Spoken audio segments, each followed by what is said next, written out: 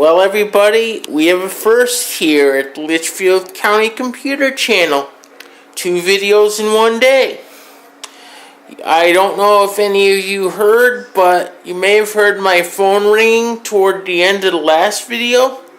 That was a customer of mine calling me up to inform me that an email issue that he was having has been corrected.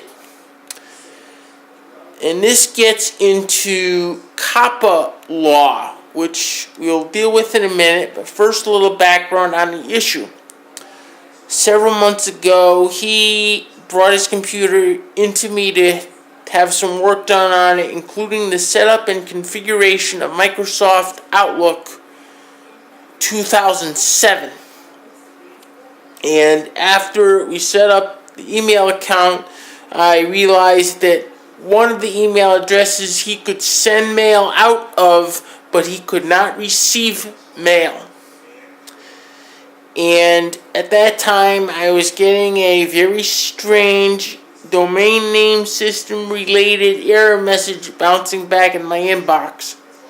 Well, I didn't have sufficient time to diagnose the issue at that time because he needed his computer back to him ASAP. Just this past week, he brought the computer back to have this issue revisited and to have some other work done. And when I revisited the issue a second time, I noticed that whenever I would send a message to his email, I would not get a bounce back. The email would just go into a black hole. It would just go nowhere. Which is even worse because I had no error message to work from. One thing that he did tell me was that in Outlook, he said it was in Outlook, but I just found out just now that it wasn't. He said in Outlook itself, he entered an incorrect birthday and it thought that he was a child and he couldn't change any of his personal settings. Well, I looked all over Microsoft Outlook because I knew something was a little weird with that. And sure enough, there was no birth date and I had no problems changing anything. After further questioning him, I found out that it was on some website that he did this, but he couldn't remember what website it was.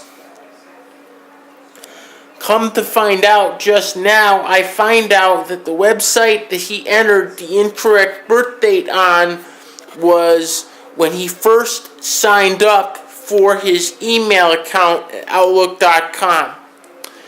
The effect of entering the incorrect birth date shut down his email account. And it shut it down in a weird way. He could still send mail using the account, but he could not receive any mail on the account. Now, a lot of you guys are asking, why would they do that if you're a child? And the reason has to do with a specific law known as COPPA, or COPPA. Not to be confused with COPPA or COPPA. They are 2 different laws.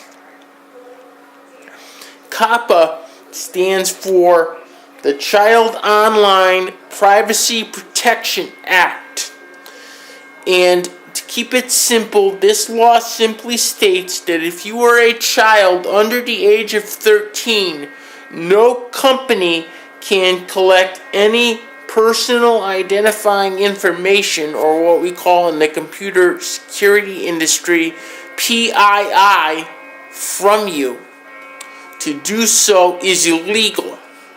This law was enacted because you had some scumbag marketers back in the late 90s that were collecting information from kids and then targeting ads using tracking cookies directly at kids. And there was a major privacy stink, and COPPA was created as a bill and then passed.